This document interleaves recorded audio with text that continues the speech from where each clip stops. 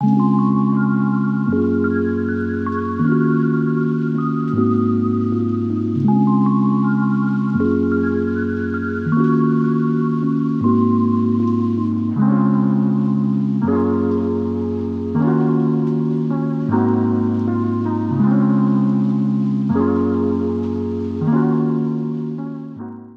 to Crushgasm, the podcast that's been dedicated to bringing you the highs and lows of crushes, but we're shaking things up for the next couple of months to crush on a whole decade. Yep, we're talking all things 90s by breaking it down year by year with some familiar faces, well, voices, like today's guests, Chris and Leah, the powerhouse couple of the podcast world who are here to talk about the year that we showed the world this is how we do it, 1995.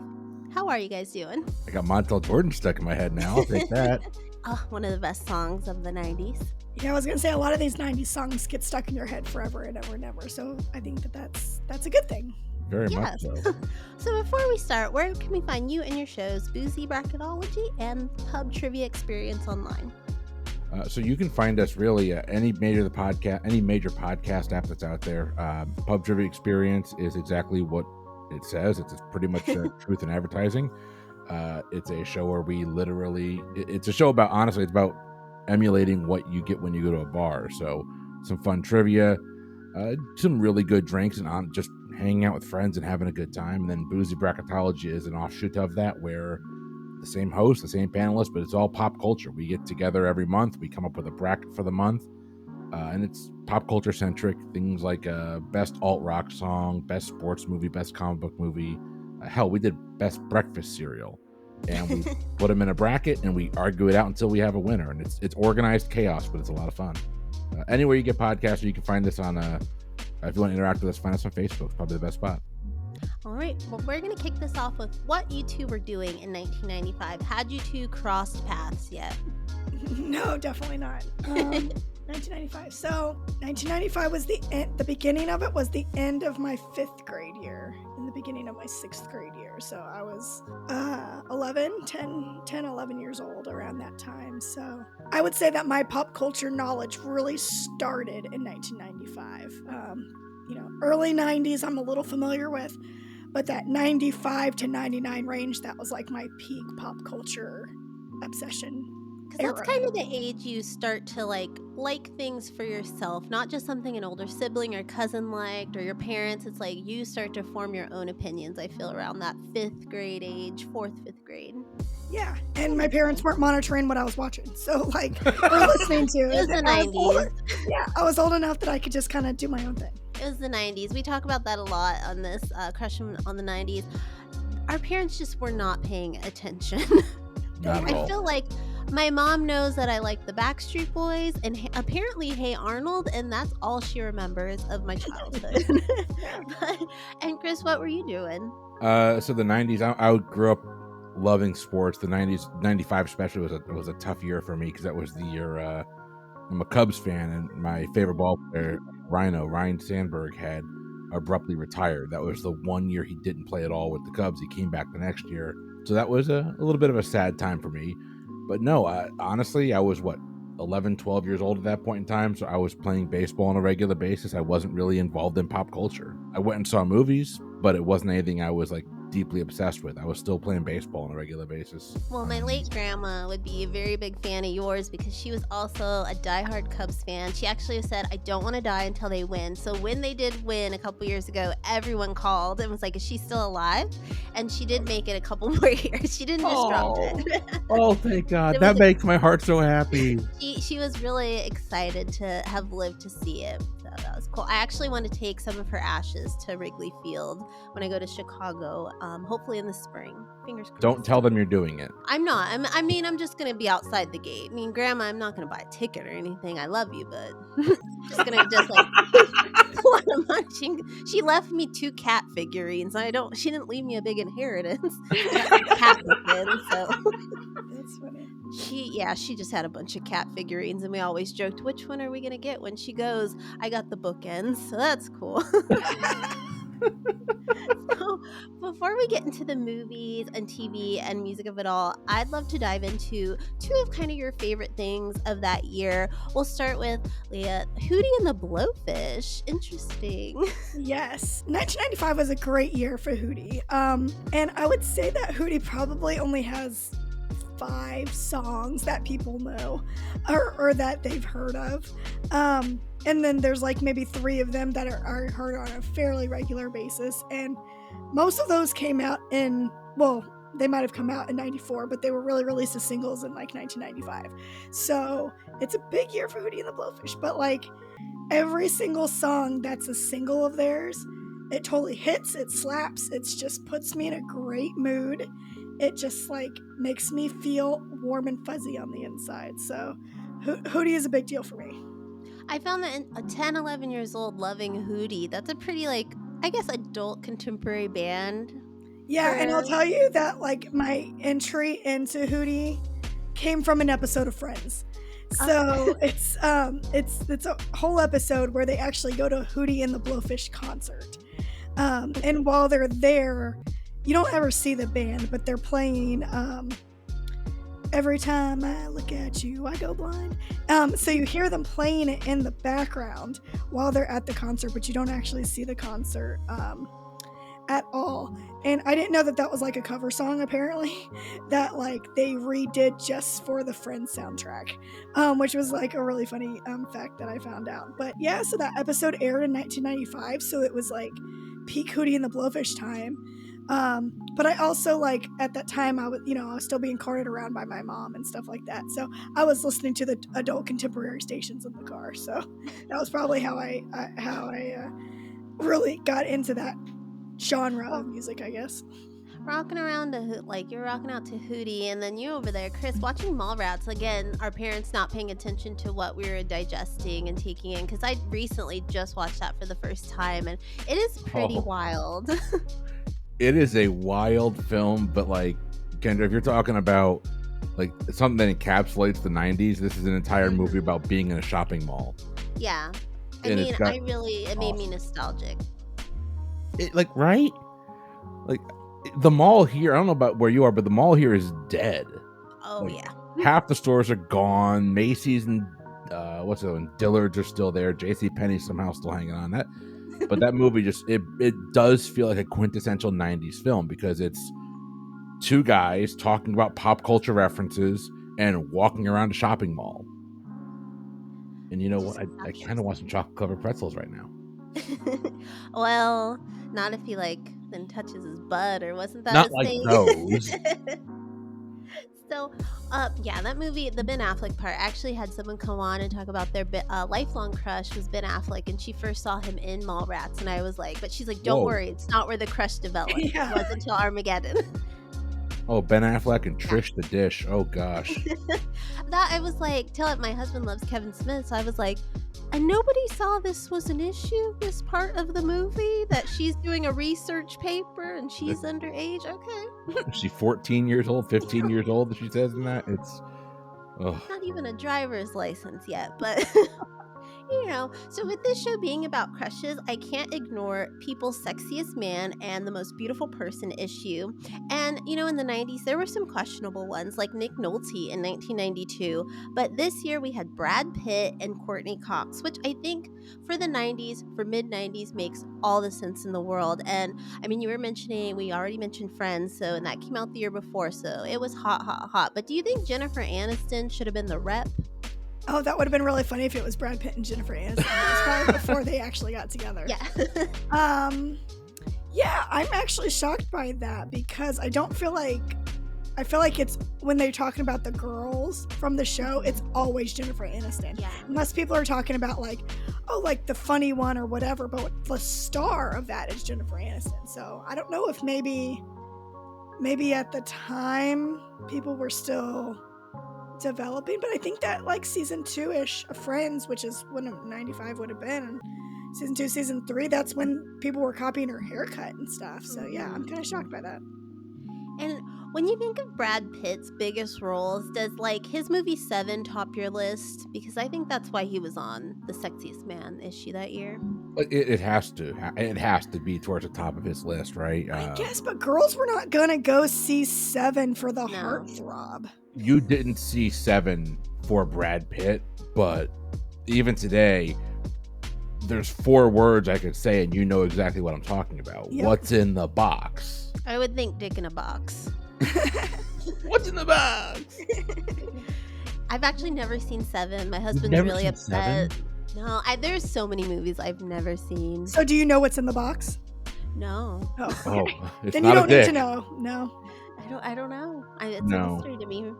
I'll die Seven. not knowing what's in the box. Yeah, you don't need to know. It's like Seven's David Fincher at like peak David Fincher. He's a really weird director, but that's like peak David Fincher. But it's amazing. It's amazing because you don't see it coming. You should see all of it coming, but you don't, and it's a gut punch at the end.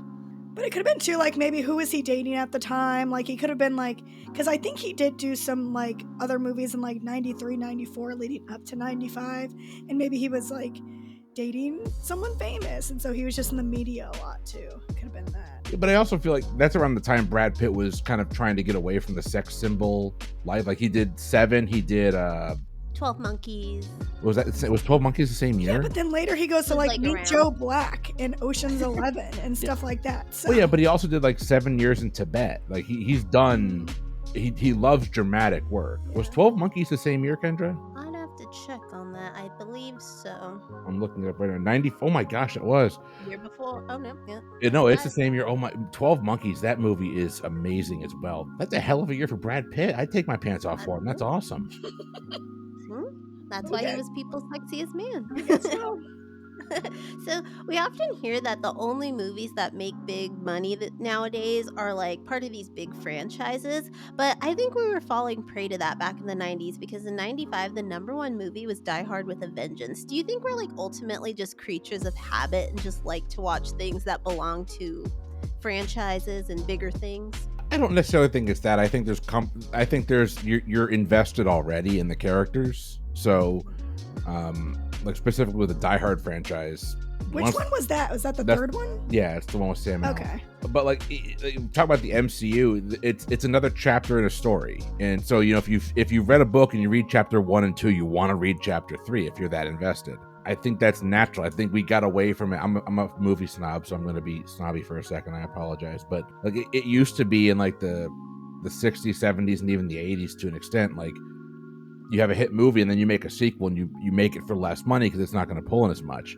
That changed. People started realizing that as you build out franchises, you have a built-in audience, and if you make good stories, they'll come back. Die Hard with a Vengeance, far superior film to Die Hard 2. Like it's up there, almost up there with Die Hard 1. It's a unique story, but it takes the John McClane character and Zeus, not Jesus, but Zeus, and kind of turns John McClane into this other type of hero. It's a wonderful film that has a very nice ending. I really do like that movie. That makes sense because the movie that came in second wasn't too far behind it was Toy Story, which eventually did go on to become a franchise.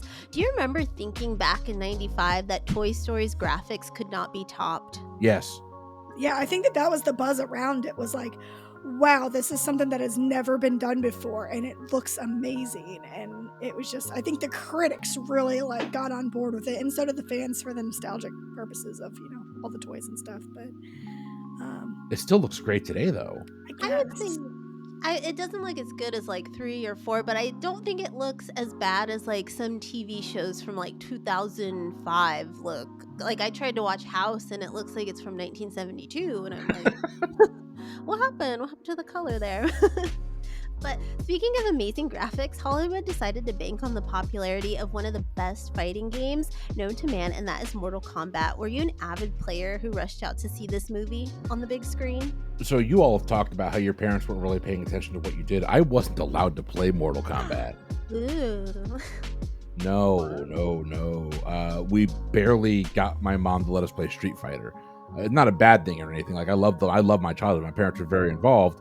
But like we weren't Mortal Kombat with the blood and all that. We weren't allowed to play it. It just was not going to happen. The movie itself, like I was familiar with like who Raiden is and stuff like that, and I've seen the movie a couple times. It wasn't anything I was jumping over jumping over monkeys to see or anything. No, but I remember like the arcade game. I just remember being very big around that time because I remember my dentist. I think it was my dentist office. One of my doctor's offices had it in the waiting room for kids to play. What kind of bougie doctor did you go to? You had a video game in the waiting room. It was like one of the stand-up arcade games. And I think they had like 2 different units. And I know at least one point Mortal Kombat was on there. So that's my only knowledge of Mortal Kombat is seeing other people playing it while in the waiting room at, the dentist or orthodontist or whoever it was. Did you go to the Beverly Hills 90210 high school with your crush? Yeah, right. Exactly. Yeah, we were super bougie with our arcade games, but yeah, and so, but I remember like kids like at pickup after school, like where we were waiting for our parents to pick up. I just remember that being a conversation as oh, who would want to fight this or this? Oh, like what special features does each fighter have or whatever, but it was never something I was into. It was just I definitely remember it being the talk of my peers though.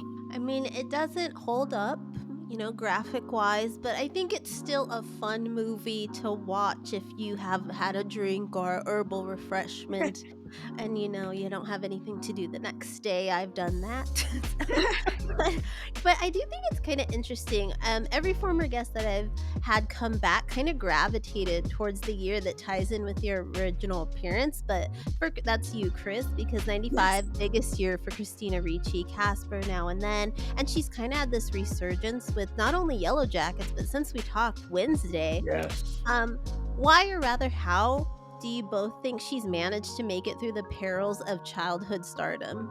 I think it had to do with her taking a break too, because I do feel like she did take a break for a while, and there were some lost years. But well, you say that, so she did. I think she did the right. I don't say the right thing because everyone's trying to make the best decisions in their own time, but she stepped away from making these bigger the bigger budget Hollywood films. Right? She stepped away from making Casper, which despite being a huge Christina Ricci fan, I've never actually seen. It has one of my crushes in it too. I know, Devin Sawa. No, the dad. Bill Pullman? Yes. Well, hold on. Who also had a big 1995. That was on my list. Bill Pullman, right? Yeah, it was Bill Pullman. Oh my God. So 1996 guest, his wife, one of her top 3 is Bill Pullman as well. That's great. And he's not one of my current ones, but I definitely was crushing on him when I was in the 90s. As an older man crush. He was my older man crush. It's like my dad crush. I have to wonder, what was Bill Pullman doing for young girls in the 90s that I just didn't catch on to? For me, it was While You Were Sleeping. That's the one that got me. There it is. Which also came out in 95. But yes, Christina Ricci, go ahead. Talk about your girl. Oh, yes. No, so she kind of stepped away where other people would have done these big Hollywood movies. She was doing movies like Buffalo 66. A movie she did movies like The Gathering. Just independent film that's interesting. She did step a little bit into the genre every once in a while with horror, but she's really kind of stayed in the independent scene. There's a movie called The Laramie Project, which to this day I will never forget, but it's a lot of independent work, which I thought was very interesting. That was my gateway into indie film, actually, as bad as that sounds. Like I followed a girl into indie film and kind of stuck there for a while. But I think that's what it was. Like she went out and she had brought some acting chops to roles that were interesting, and she wasn't picking the movie based on how much the box office was going to make. Hell, she made a movie called Pumpkin. Go look up the plot to Pumpkin. Good. Oh, I've seen that one. It's a great movie. That movie Hollywood would never make. So I actually applaud that. And now she's having a lot of success, although apparently I need to watch Wednesday. Oh, yeah, she was only just okay. I love the show, but I thought she was just okay. Bite your tongue. We'll see how you feel. It was good. It made me want to keep watching, but because I did grow up an emo kid, the dialogue was a little too Hot Topic, and I was like, this is a little. But I did like the show. It did seem like, just watching the previews, it seems very Hot Topic. Some of the dialogue was a little much, Invader Zim shirts and some good Charlotte tees, but overall, I would say it's good. I am looking forward to season 2. Yes, me too. I'll add it to the list. So she repped back in the day when she was doing all these big movies. What I liked about her, she repped for the tomboys. We did talk about that, but another facet of representation that we got that year were the like big guys. We had Tommy Boy and heavyweights. And as a fat kid myself back in the 90s, I was enamored, but I was also sort of butthurt because there were no like big girls going on in these movies. Do you think it's because back in the 90s it was all about like these rail thin models? Yeah, like I feel like it was just a different time. Like I think now women are being recognized a lot more for their talent and their brains and their wit and their creativity and their just like other aspects about them. And I think the 90s, a lot of it was just like you're either the pretty girl or you're the best friend. And even a lot of times then, if you were the best friend, you know, were still beautiful and stunning to look at. And they just, you know, kind of made you a little more frumpy. But yeah, I like the direction that Hollywood is going in regards to representation for sure. Well, I mean, you talk about it, and you had like the movie Clueless, which wasn't 95, but like Clueless, like the frumpy best 95. Friend. Oh, was it? Yeah. Okay, hey, I'm on brand. But you have Clueless and like, okay, the frumpy best friend. Oh, that's Brittany Murphy. Yeah, and she like what? Probably was only 5 pounds heavier than the other girls. Yeah, right, exactly. She was just shorter. I think that's why she was frumpy, you know? Yeah. Go ahead. Speaking of frumpy, let's talk about Adam Sandler and those basketball shorts he always wears, because he is someone to me whose comedy feels very 90s. Like, we don't get movies like Waterboy or, in this case, 1995's Billy Madison. And I always wonder, why do you think these types of movies are no longer like box office hits? Instead, they're just like doing really well on streaming. The box office right now is just crazy. I think Hollywood went to the tentpole franchises and never kind of went back. Like hell, the best picture winner from last year, Coda, was Amazon, I think, had that. I feel like the box office is just moving towards that, which is freaking sad, because the best place to watch a funny comedy is with 150 other people in a movie theater. Yeah, that and horror, but horror's kind of stayed in theaters because you need that like spookiness in the like. If we didn't see Get Out in theaters, I don't know if it would have been as fun. That's true. Like, I do wish I had seen what was it? Jordan Peele's most recent one. I wish I had seen that in theaters. Nope. I wish I would have seen that in theaters. I don't know, like, because people play on their phones too, so people are only half paying attention now if you're watching it from home. I know. Mm-hmm. They either play on their phone or they fall asleep in the middle of a movie. Yep. Or in the first 5 minutes. I will do both of those. Yes, you do. Say it sounds like you're accusing someone. Yep. I'm the same way. I'll hide my face so like my husband can't see that I have fallen asleep to his pick for the night. But so another movie aspect we can't move forward without talking about is Batman Forever. Yes. And in many ways, I wish that comic book movies still played up to this cheesy, over the camp style. What say you? There's a time and place for it. Batman Forever, it's the precursor to Batman and Robin, which the camp really wore off because it was all camp. Batman Forever is not a bad movie. And I'll die on this hill. I'm fine with it. It's not a bad movie. Val Kilmer's not a bad Batman. He's not the worst Batman, no. We're not having that conversation. That'll be a 2-hour-long podcast. I am a Bat nerd. Like, I'm a giant Batman fan. You can't see it from here, but I got Batman stuff everywhere.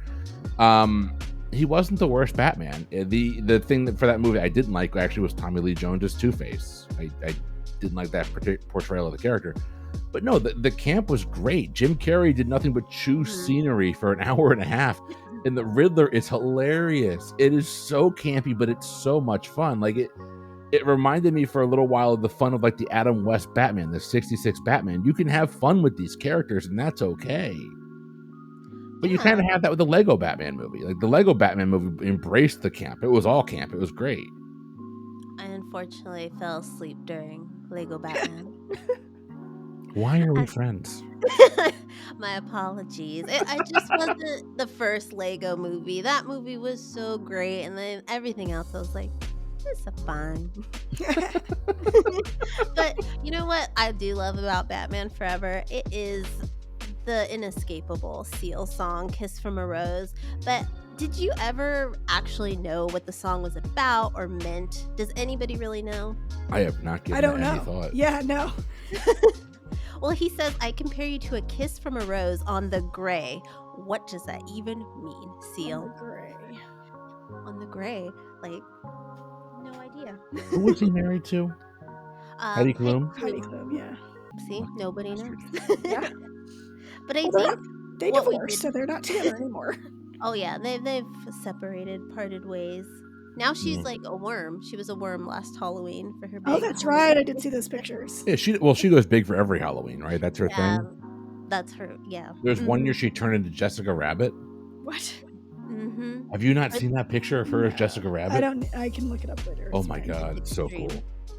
But another song, well, two songs that were really big that year that I think we did know more of the lyrics and what they were about. It was TLC's Waterfalls and Creep. They were number 2 and number 3 that year. And I often see these lists of best girl groups. And with that, where do you think that trio would rank?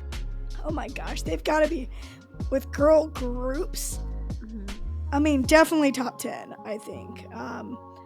Like, I don't know. I just remember that my story of Waterfalls is that it was my first music video I ever watched, because at my house MTV was channel 14, Nickelodeon was channel 15, and I was so nervous that my mom would like shun me for watching music videos that I would keep it on Nickelodeon, and then when she would leave the room I'd just do it one channel down on my little remote and get to channel 14 and I'd watch it. And I remember that was the first full music video that I watched was the Waterfalls video, and I thought it was so cool because it looked like they were standing on water, like like an ocean the whole time, and it was so cool.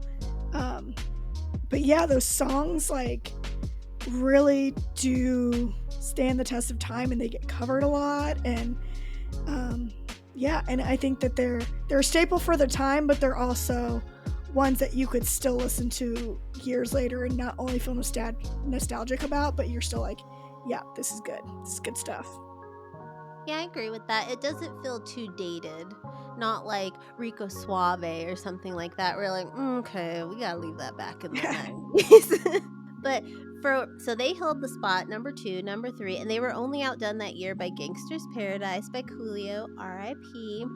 I like this song. I'm not a big hip hop fan because I like to sing along to things, and I'm not that fast. So I'm like, hip hop's cool. I can only listen to it. But I like that one because it had this like theatrics to it. Do you have any memories of that song, or maybe the movie it came from? Dangerous Minds, Michelle Pfeiffer. When I think of Michelle Pfeiffer, I think of Batman Returns. It all goes for full circle. Yeah, we're back to Batman. No, my knowledge and my like, and I say love, my like of Gangsta's Paradise is through Weird Al's Amish Paradise and the controversy that came about because of that song. Were the Amish people mad? No, Coolio was mad. Coolio claims he never gave Weird Al permission to do it, and Weird Al notoriously has said he won't do a song unless he has permission from the artist. And he claims he got permission from Coolio, and Coolio said he never gave him permission. So maybe Coolio's people gave them permission. Neither here nor there. But that Weird Al's version of Amish Paradise is absolutely hilarious. It's great. Have you seen Hallmark. the Weird Al movie with Harry Potter? No, I don't have Roku. Yeah, I know. It's like, put it on something else. We have a friend of ours, Lauren Carey, who runs the Weird Al podcast, who I'd highly recommend you get on here because she is a delight. Her entire podcast is dedicated to Weird Al, so she has been on me for 3 or 4 months now to watch it. I always say my parents are Weird Al and B. Arthur because of my hair and then my like attitude. That's great. They're my mom and dad. But That's so awesome. on here, we're going to go from Coolio to Drew Carey. I did not watch the Drew Carey show back in the day, but I was like, I would catch it here and there, and I was 100% sure Mimi was just Drew Carey in drag. Was that a show that was like popular in your house? Oh my God, Drew Carey is without a doubt one of my top 3 favorite sitcoms of all time. What made it one of your favorites? Because for me, it was just so like it was good in passing, but it never captured me. For me, it's the irreverent comedy style. Like a lot of what Drew Carey does and did in the show is a lot of improv. It's a lot of improv. Like they would do scenes 3 or 4 times, do different jokes throughout it, whatever came to the top of their head, and they would kind of bring it in. You could watch the other characters trying not to laugh while they're doing it, but the cast is great. I mean, you've got Drew Carey, Ryan Stiles, Krista Miller, who went on to be in Scrubs and Cougar Town and everything else. I like her. She's really funny. And then Craig freaking Ferguson is wonderful. But it is kind of like an everyman show. Like, he works a desk job at a department store. He works a desk job. He just wants to go out and drink beer with his knucklehead friends. And they end up eventually kind of opening their own beer company. It's an everyman show that's based on comedy, whereas Roseanne was an every person show based on more dramedy. I like my sitcoms light and airy. The problem with Drew Carey is that there's an issue over the rights to the song, and so it can't be played anywhere. You can't buy it anywhere. You can't even see it anywhere right now unless you have Pirate Bay. Oh, wow, drama. Well, there you got your comedy and your dramedy there. And for me, Drew Carey's a show I couldn't see them trying to revive or reboot or anything, but I could see something like Netflix taking on Xena. Do you think that a Xena revival would be something that would be a hit on a streamer today? I don't know. It was very, I feel like it had a very specific audience. I just don't know how many of those specific audience members are dying for, a reboot or a remake or a continuation or anything like that. People who sure, go to it was not my thing. It should be my thing. It feels like it should be my thing, but it was never my thing. It was 100% my thing. So would you watch it? Oh yes. They came out with a new one. No, but so one of my first celebrity crushes was I'm looking her up right now. I think it's Renee O'Connor. Yeah, Renee O'Connor plays Xena's the woman by her side, the one that kind of goes along with her. She was gorgeous. Wow. And then Xena also has a lot of recurring roles with Bruce Campbell, who I love. But I would love to see a reboot of Xena Warrior Princess. Lucy Lawless is great. A reboot or remake, whatever, I would be in. I think it's a lot of fun. Well, never say never, because shows like Fuller House on Netflix, they definitely prove that there's an audience for it, and it did extremely well, considering Full House did go off the air in 95 with one of the stupidest series finales ever, and I'll die on that hill. Do you remember that series finale? Wasn't it when Michelle fell off a horse or something and lost her memory? Yes. Yeah. And then nothing was really resolved. What? Yeah. I think she loses her memory, and maybe she starts getting it back on the at the very end, and then that's the show. That's what I remember, but I have not watched it since probably the 90s. That's basically it. Yeah. Yeah. They lived under a rock. Yeah, it was really bad. Are there any series finales, either 90s or now, that you have been very upset with, that it kind of didn't ruin the show, but it wasn't the best? I mean, the common one is Seinfeld, but I will die on the hill 100%. How I Met Your Mother. Yeah, How I Met Your Mother is the one that comes to mind, where it's it literally tarnished a lot of the show. Watching it, I was so disappointed by it. But... And we knew the entire last season, Leah and I, we were together. We were talking about, this is what's going to happen. This is what's going to happen. This is what's going to happen. And it ended up happening. It's come on. Yeah, but and I don't want to spoil it for anyone who hasn't seen it, but to me, it wasn't the fact that a specific character died. That part wasn't disappointing. Oh, that pissed me off. It was more so who ended up with who is the part that was just so disappointing and such a waste of time and people's efforts and just, I don't know. I get it. It's the story that they wanted to tell from the get-go, so they had to find a way to reroute it back to that ending after they had to reroute what fans wanted and what fans liked and stuff, but I just, it definitely tarnished it for sure. I do remember the heat online when that finale aired. I didn't watch the show, but I did I have this thing with just watching series finales, even if I don't watch the show. It started with Lost. I still don't understand that show, but yeah. Well, you don't watch the Lost finale. Don't start with the finale. People who watched the whole series didn't know what was going on in the finale of Lost. That's how I got into Frasier, though. I watched the series finale, and then I loved it so much, I was like, I'm going to watch this whole series, and now it's one of my absolute favorite shows, and I've seen it as many times as I've seen The Office at this point. All started with the finale, because I think a good finale sets you up for a good show. Yeah. And a bad finale lives on in infamy. Seinfeld they'll never live down their final episode. I actually did a whole series. I watched at least 50 or so series finales, and Seinfeld wasn't one of the worst for me. Going through all the shows that I did. I'm trying to think of the ones that have fell flat for me, and I can't I think know, of I many can't where think it's of like, any oh, off that the was top terrible. of my head. I feel like Schitt's Creek ended perfectly. Parks and Rec had 2 finales, and they both ended perfectly. The only ones that kind of come to mind are shows that it wasn't an official series finale, but the network said you're not coming back after the summer. Right. So like My Name is Earl cliffhanger, Yep. things like Married with Children definitely got screwed in the end, things like that. But Yeah, and people say things like Freaks and Geeks and My So-Called Life and stuff that Yeah. only really had like the one season, that those were all disappointing. But you didn't have enough time to really be attached. But people are very, very attached to Freaks and Geeks for sure.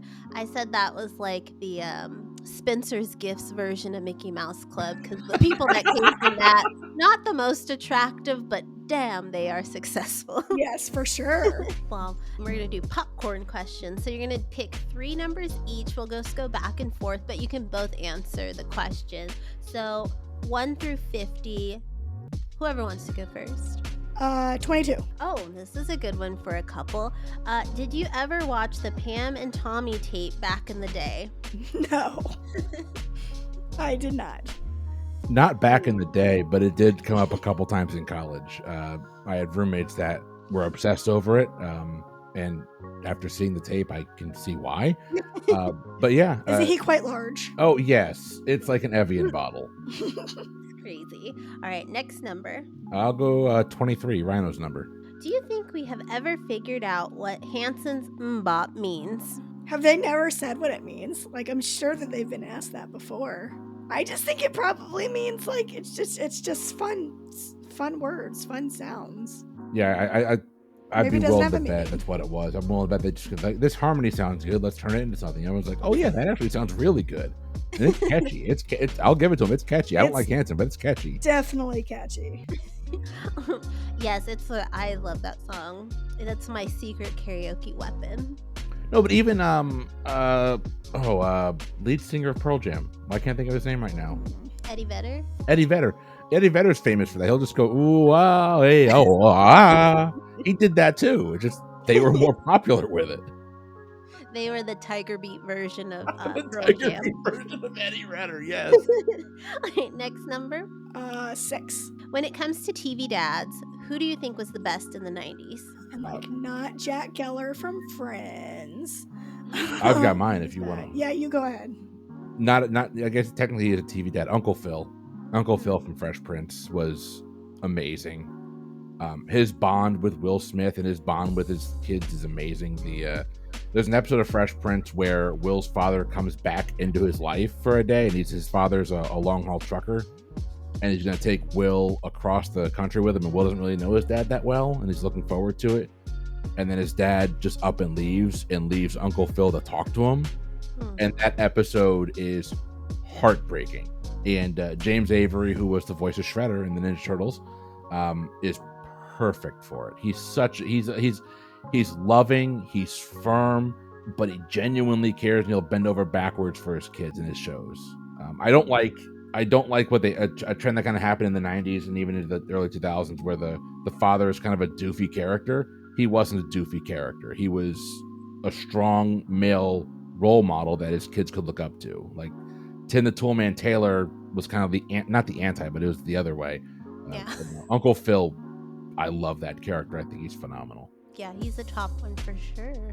Yeah, the only one I could really think of, which, I mean, he was definitely flawed, but the dad on Roseanne, Dan Connor. Yeah, because they were definitely because he was, the working man. And anytime his kids thought they were too good, I'm like, oh, we have to get out of here. We have to get out of this house, this town. I don't want to become this. He would always, put them in their place. We work hard to get, where we are, and you're ungrateful for this. But then at the end of the day, no matter what, he would be there to help pick up the pieces when their marriages would fall apart, or if they got pregnant, or whatever it was. I don't think there was ever a minute that you didn't know that Dan loved his kids, and so that's just the one that comes to mind. Those are definitely 2 of the, probably if you had to do a top 10, they would probably be in the top 5. I think this has to be a Boozy Bracketology bracket. There you go. That's And TV Dad. your Next number. I gotta see what you ended this with, Kendra. I'm going 50. Okay, so Nickelodeon had a time capsule back in the day. If you were in 1995, what would you have put in the Nickelodeon time capsule? Oh, Pogs. Nice. No, I don't know if we're doing like a pop culture like TV show or something like that, but game wise, I think it was answer. definitely Pogs. Pogs is not a bad one. I'm trying to think of the now that's what I call music CDs if they were out at that point in time. No, I feel like I Not got mine yet. in like the late 90s, like 98 or 99. It was like my first CD, so it was when I was in 5th grade, so not this year. Not yet.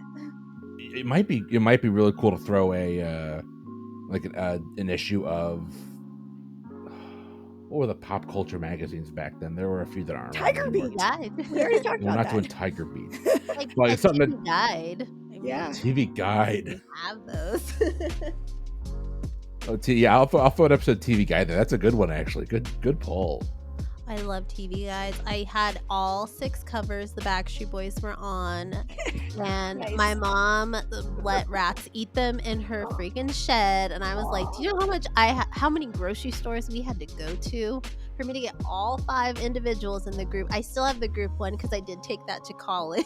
I was like, "Just come with me." Okay, your last number over one. Well, you guys got 2 more, 1 more each. So next. 19. What do you think is the more played out graduation song? Closing Time by Semisonic or Green Day's Good Riddance? Oh, Green Day, because that was ours. Yeah, it was ours too. Closing Time. Gosh, I didn't even know that was a graduation song. It I makes always sense. thought that was about a bar. Yeah, It is about a bar. It is about a bar. People adopted it to the high school. Ours was Beastie Boys Fight for Your Right. Oh, that's a good one. They tried to give us like vitamin C, and we're like, Jesus Christ, no. Oh yeah, I do remember when that song came out, the Vitamin C song, that it was like every high school in the world had to adopt it. Mm-hmm. I was like, please don't do that. To That us. just that song was just so formulaic and so. No, but it's so smart because she's like, I'm gonna get royalties forever Yeah. because every high school is gonna play my song. Do you remember her first album cover or the first? I remember vividly walking into an FYE in the mall, and there was her first single that came out, and she's called Vitamin C, and her face is painted orange, and her hair is orange. I was gonna say, Yeah. I'm picturing orange hues of Mhm. orange and yellow when Yep. you say her name. That's what I'm picturing. Yeah, it was a very wild. It was very high C orange soda from McDonald's. Yeah. The last number. 17. All right, it's Friday night and you're at Blockbuster. What's your go-to rental? If this is where, are we pretending like this is 1995? It's the 90s. So I was any. gonna say. So mine is gonna be weird, and this is probably around the time, maybe a little bit earlier, maybe a little bit later. But it was a movie called My Fellow Americans. Oh yes. And my mom will be like, "We're renting this again," and I'm like, "Yes, it's amazing!" And I don't know why we didn't buy it, because it was definitely VHSs during that era. But for some reason, I would like if I couldn't find something else to watch and nothing was interesting to me, then I would always pick My Fellow Americans. Such a good movie. Goes along with your Hootie and the Blowfish, very mature taste. True. Yes, because I was definitely like early middle school when this was happening. So. What the hell are you doing with me? Also, it was Very weird that, mature, babe. like, I love you. your like mom would rent it. Our parents rented it over and over, and it's like, why don't you just buy it? Like Yeah. my mom did that too for like Milo and Otis and the Flintstone versus the Jetsons. Those were like That my was a good one go-to. too. That's the only like Flintstone Jetsons references I know is that movie. So good. So good. And yours, Chris? So, I'm weird. So my mom, we never went to Blockbuster as kids. My mom had 4 kids, and on a fixed income, we went to a grocery store in the area called Farmore. I don't know if anyone remembers that, but they had a little video rental place up front, and they never had any of the new stuff. You're not gonna get the new stuff there. It was dollar rentals. I love Citizen Kane as a child. I'm trying to think. You know what it would have been? It probably would have been something along the lines of like Three Ninjas, one of the Three Ninjas movies. The one not where the they go to second one. Japan.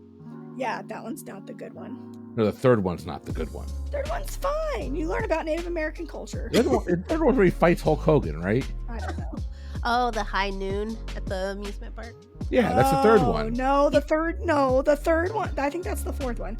The third one is the fourth one? When Colt has a crush on a little Native American girl, and there's something weird going on with the tribe. I'm looking this up right now. I feel because I never saw High Noon, but I saw the Three first Ninjas Knuckle Up is the third one. Yes, and that's the Native American one, Indigenous people one. That is not the amusement park one. The IMDb summary for this says Rocky, Colt, and Tum Tum are back for an all-new adventure everyone will fall for. There is nothing in here about what the synopsis is. Now, look at the actresses and actors and see if any of them could be Indigenous people. Yes, Don Shanks is on it. Yep. That doesn't sound Indigenous. Leah. Oh, because that picture that you're showing me See is. the photo? Yeah, I saw. I was like, he's pretty indigenous. Okay. But his last name is Shanks? Yeah. He had to change it for the white man, you know. I guess. Yeah, I was like, there's no way that's his biological name given at birth. Oh my gosh, you're right. The fourth one is High Noon and Mega Mountain. I did not know that. Yes, that's the one I did not see. Did it have the original Rocky, Colt, and Tum Tum? Because the second one did not have the original Rocky. They changed Rocky for the second one, but they brought him back for the third. Let's go see. Because I was totally crushing on Colt. I was all in on Colt. Oh, Colt was, he's my favorite too. Different Tum Tum, a different Rocky, and a then different no. Colt. No, the fourth one has none of the original cast. Nope, not interested. Sorry, Holt. High Noon was at, when I was in college, High Noon VHSs were at the 99-cent store in like, bulk. It might have gone straight to DVD then if they didn't even have the original people. Or no. Maybe to like, DVD, maybe to VHS. It looks like all of these movies came out in a 6-year period. Wow. 92, 94, 95, 98. Wow. That was earlier than I would have thought. So our last question is, if you were the age you are now, but in 1995, what do you think you would be doing, your life would be like? I wouldn't be married to you. Yeah, because we met online, so we would not have met each other if it was 1995. They had those cool, like, video dating things, so maybe you would have saw each other's VHS. I don't know. Honestly, I don't think I'd be in Florida. I think I'd be somewhere else. Yeah, I don't think I'd be here. I think I'd probably be in New England or in Chicago or somewhere a little bit colder. Yeah. That's hard. That's a hard question. I don't really know. I don't know where I would be or what I would be doing, but 1995 was a great time to be a kid. I don't know what that would look like being an adult because technology is just so much a part of everything that I do that I don't know what adults did. They read the newspaper. I guess. Yeah, I feel like I would be working for a newspaper because that's what I always wanted to do as a kid. So I feel like I would have gone into print journalism. So you've been laid off in your 60s and 70s then because the newspapers all died? Yeah. Okay. Yeah. I get that. Yeah, we actually talked about that in 94. We're like, what did our parents do to vent? Because they didn't have the internet. You know, what were they doing? Were they like, what was my mom up to? I have no idea what was keeping my mom busy. At work, yeah. I was going to say they all had the big water cooler thing where people would go at the water cooler at work and they would chat about gossip or whatever, so. What a time to be an adult. Thank God we were children. Thank God our parents met in the 80s and had babies. Amen. Yes, exactly. Thank God. So before we say our goodbyes, can you remind people where they can find you online? Yeah, you can find the Pub Trivia Experience and Boozy Bracketology podcast anywhere you get podcasts. The Lounge, fans of Pub Trivia Experience and Boozy Bracketology on Facebook or all the social media. We're out there. Just reach on out and hopefully have a good time. Well, I have to thank you two again for coming back and talking all things 1995 with me. And everyone, you can find all their information below. And until next time, as always, keep crushing it.